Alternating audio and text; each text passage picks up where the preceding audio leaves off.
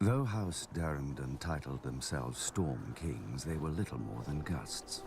Their kingdom in the Stormlands had been doddering to its end for the past few centuries, helped along by other houses, most of all by House Horror, who were nearly finished with a monstrous castle at Harrenhal. Too large and too costly a seat to rule only the Riverlands. King Argilac knew where the Ironborn would soon turn. You'd think a king who wanted to keep his crown would be wary of a man with fire-breathing monsters. But King Argilac Durrandon wasn't called the Arrogant for nothing. Determined to arrest his family's decline, he sent an envoy to Dragonstone to enlist Aegon Targaryen and his dragons against his enemies. In exchange, Argilac offered lands he didn't have and a wife Aegon didn't need. For, as the Valyrians did, Aegon had wed his elder sister, Visenya. Then, as the Valyrians didn't, he took the younger Rhaenys as well. 2 sisters, 2 wives. Perhaps that's why he was so keen to get off Dragonstone. Aegon countered Argilac with courtesy. He sent his own envoy requesting that Princess Durrandon's hand be given instead to Aegon's closest friend and rumored half-brother, Orys Baratheon. Argilac answered with a box and a note. "These are the only hands your bastard shall have of me."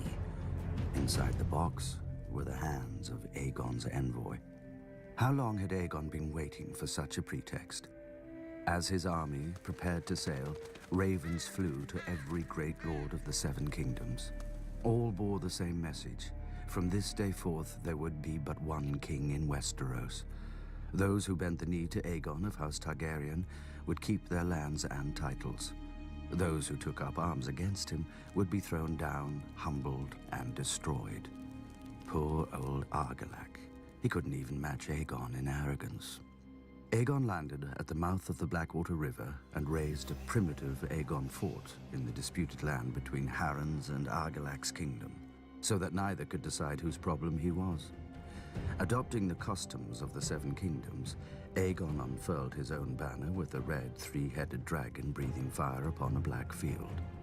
Visenya crowned him with a ruby-studded circlet of Valyrian steel, while Rhaenys hailed him as the first High King the continent had seen since the Dawn Age. As his lords and the gathered locals cheered him, Aegon named his loyal friend to a small council led by Orys Baratheon, whom he called my strong right hand. The title stuck, and a bastard became the first Hand of the King.